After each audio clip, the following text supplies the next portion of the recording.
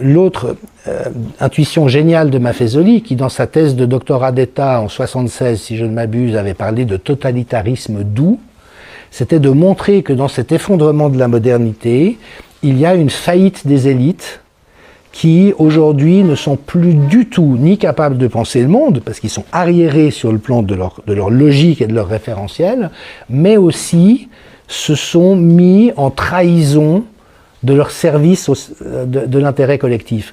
C'est-à-dire que l'élite, et bien sûr qu'il y a des élites, mais elle n'a de sens, elle ne trouve son sens que d'être au service du collectif. C'est à ça que ça sert une bonne élite.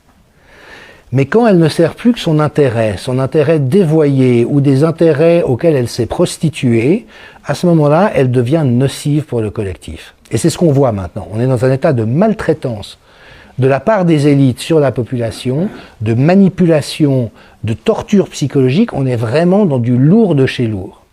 Et ça, Maffezoli l'avait pressenti à la fin des années 70. Il n'a cessé d'avoir raison au cours de route. Et on voit d'ailleurs que c'est la pierre d'achoppement. Notre amie Ariane Bileran, qui vit en Colombie, m'expliquait comment là-bas, la population est très aware, comme dirait Van Damme. Parce qu'ils ont l'habitude que les autorités leur mentent, ils savent qu'ils ne peuvent pas faire confiance au système de pouvoir, donc ils ne sont pas dupes une seconde. Mais nous, pauvres Suisses, et pauvres Français, qui avons été biberonnés dans l'illusion sirupeuse qu'on pouvait faire confiance aux élites qui nous gouvernent, bon, c'était relativement vrai pendant une période. Je ne suis pas sûr que De Gaulle et Pompidou étaient l'équivalent de ce qu'est Macron aujourd'hui. Alors, il ne faut pas trop idéaliser le passé, mais enfin, il y a un moment donné où quand même cette convergence et cette unité de valeurs faisaient en sorte qu'on était relativement en confiance. Et ce que la population n'arrive pas à imprimer aujourd'hui, c'est qu'elle est otage d'une élite maltraitante, malfaisante et mal intentionnée, sans scrupules, qui répond exactement à la définition que Rakami avait donnée du pervers narcissique, c'est-à-dire quelqu'un pour qui un mensonge réussi vaut une vérité. On a tous une culpabilité, on le sait en thérapie, plus les gens sont des belles personnes, plus elles culpabilisent, pour tout et rien, donc peut-être recadrer un petit peu ça, mais la culpabilité c'est quoi? C'est ce système de scrupules qui nous permet de prendre conscience de qu'on n'a pas été cohérent avec nos valeurs. Et donc on se sent coupable. Et là, on est face à des gens qui n'ont aucune culpabilité par rapport à rien, ni par rapport aux mensonges qu'ils disent. Conseil fédéral au mois d'avril, dès que tous les adultes qui souhaiteront avoir été vaccinés l'auront été, nous lèverons toutes les restrictions. Il n'y a aucune raison épidémiologique ou médicale d'imposer le pass sanitaire, qui a été introduit sur la base d'une fraude scientifique en France, comme Vincent Pavon l'a montré. Eh ben, le Conseil fédéral n'a aucune vergogne à renier sa parole.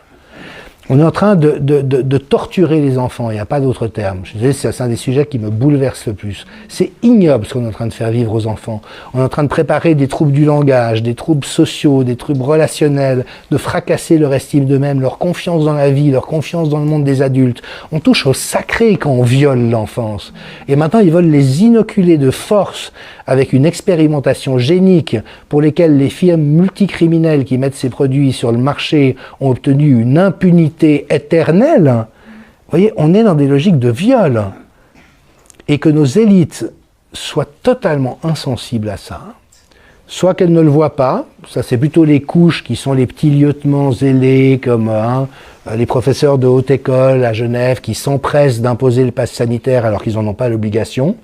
En disant, mais finalement, ceux qui n'ont pas voulu se faire vacciner, s'ils ratent leur scolarité, ils n'ont qu'à s'en prendre à eux-mêmes. Mais c'est quoi un directeur de haute école qui pense comme ça? Qu'est-ce qu'il fout à cette place-là?